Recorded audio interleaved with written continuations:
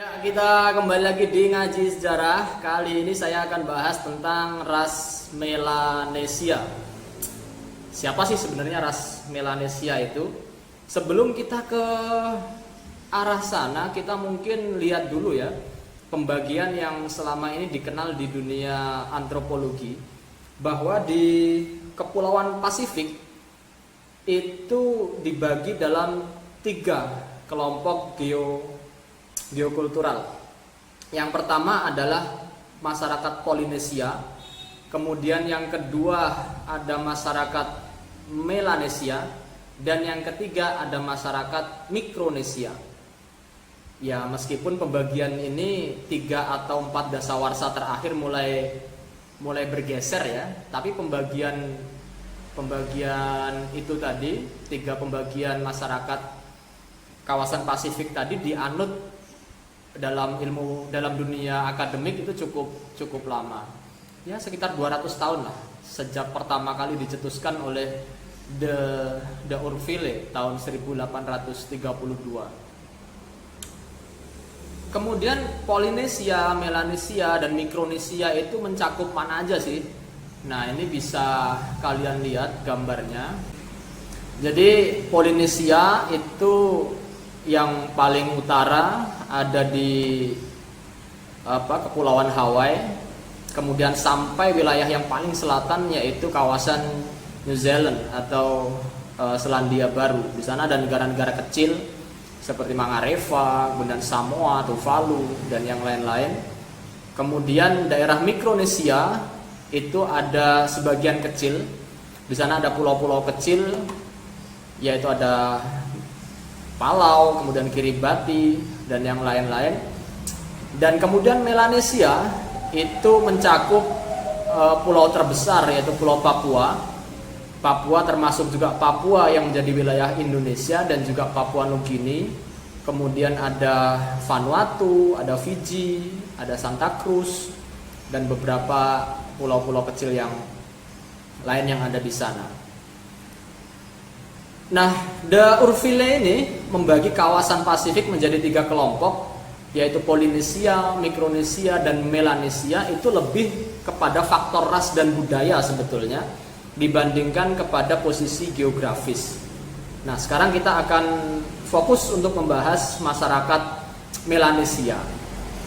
Masyarakat Melanesia ini secara bahasa Melanesia itu artinya adalah pulau hitam. Kenapa dinamakan begitu ya? Karena kulit dari masyarakat di Melanesia itu ya berwarna hitam. Nah, kemudian orang-orang Melanesia itu memiliki nenek moyang yang khas, yang menurut teori penyebaran selatan atau Southern Dispersal Theory, orang-orang kuno dari Afrika itu melakukan migrasi dan menyebar di sepanjang tepi selatan Asia. Ini terjadi sekitar 100.000 sampai 50.000 tahun yang lalu. Ya, artinya ini udah masuk periode Homo sapiens ya. Dan kemudian titik akhir dari migrasi itu adalah benua Sahul. Benua Sahul itu adalah benua kuno yang menghubungkan antara Pulau Papua hari ini dengan benua Australia. Jadi itu dulu satu kesatuan yang kemudian setelah zaman esnya mencair, kemudian air laut naik, dataran antara Papua dan Australia itu tenggelam oleh air dan menjadi lautan seperti sekarang ini. Tapi itu dulunya adalah satu benua atau satu daratan yang menyatu. Sebagian migran dari Afrika itu menetap di Papua dan sebagian yang lain itu menuju ke selatan ke kawasan Australia. Sehingga kalau kita lihat antara orang Papua dengan orang Australia asli ya, yang paling terkenal tentu adalah suku aborigin itu kan mirip secara fisik. Kemudian gelombang migrasi selanjutnya datang dari utara, yaitu dari orang-orang Austronesia. Austronesia itu adalah penduduk asli dari Taiwan. Nah, ini mungkin bagi kalian agak rancu ya. agak rancu. Kalau dengar Austronesia itu mungkin yang pertama kali terbayang atau terfikirkan adalah orang-orang dari Australia, tapi bukan begitu konsepnya. Austronesia itu adalah suku asli dari Taiwan. Jadi orang-orang Austronesia ini datang ke Papua sekitar 4.000 sampai 3.000 tahun yang lalu. Ya sebagian besar sih tinggal di kawasan utara atau di kawasan pesisir pantai. Dan Papua yang dimaksud di sini bukan cuma Papua milik Indonesia ya, tetapi juga Papua Nugini juga.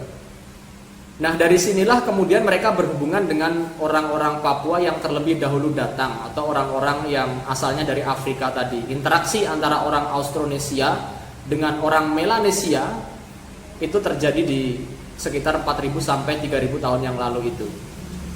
Di awal abad ke-20 bahkan beberapa antropolog seperti Roland Dixon itu mengembangkan teori yang dikenal dengan teori Polinesia. Hipotesisnya itu adalah ada periode interaksi yang cukup panjang.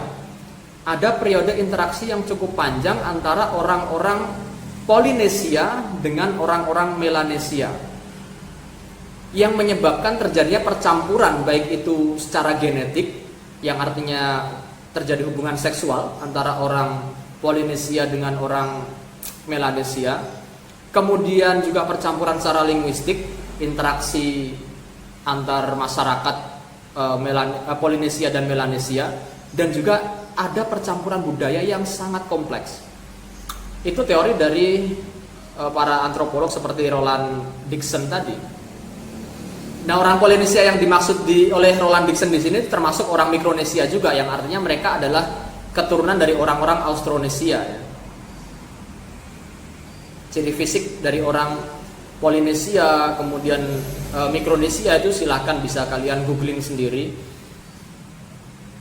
Kemudian teori yang dikembangkan di awal abad ke-20 ini kemudian mentah setelah adanya studi genetik dari Temple University di Philadelphia, US tahun 2008. Hasil dari studi genetik ini menunjukkan bahwa nggak banyak hubungan genetik antara orang-orang Polinesia, termasuk Mikronesia juga, dengan orang-orang Melanesia. Itu nggak banyak-banyak amat hubungan genetiknya sebetulnya.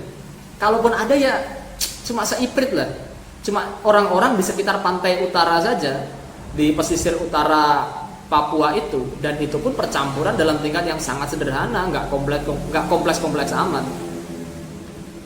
Bahkan dari studi genetik itu yang cukup misterius adalah ditemukan DNA manusia Denisova sebesar 3-4% dan juga manusia Neanderthal sebesar 2%. Nah ini yang nggak unik, karena dua jenis manusia itu, dua jenis hominid itu, yaitu Denisova dan Neanderthal, itu adalah manusia yang hidup di kawasan Siberia, ya Rusia Selatan dan sekitarnya lah kalau sekarang ini.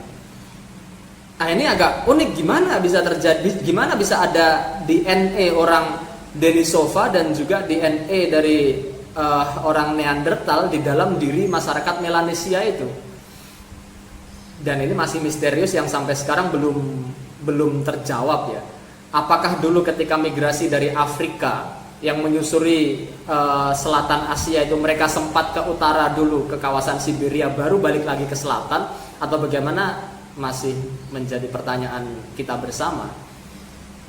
Dan dari studi genetik itu juga menyadarkan kita ya sebetulnya bahwa di era modern seperti sekarang ini sudah selayaknya ilmu sejarah itu mengembangkan diri dan bekerja sama secara erat dengan physical science. Enggak melulu kita bekerja sama itu dengan social science saja, tapi physical science juga penting untuk kita ajak kerjasama di dalam mengkaji suatu sejarah.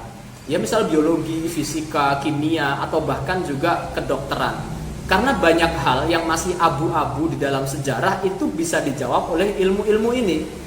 Misal tentang evolusi manusia. Apakah manusia itu benar-benar evolusi dari kera? Atau enggak? Atau memang spesies yang ya tiba-tiba ada, tiba-tiba muncul begitu. Kan ini masih sering diperdebatkan.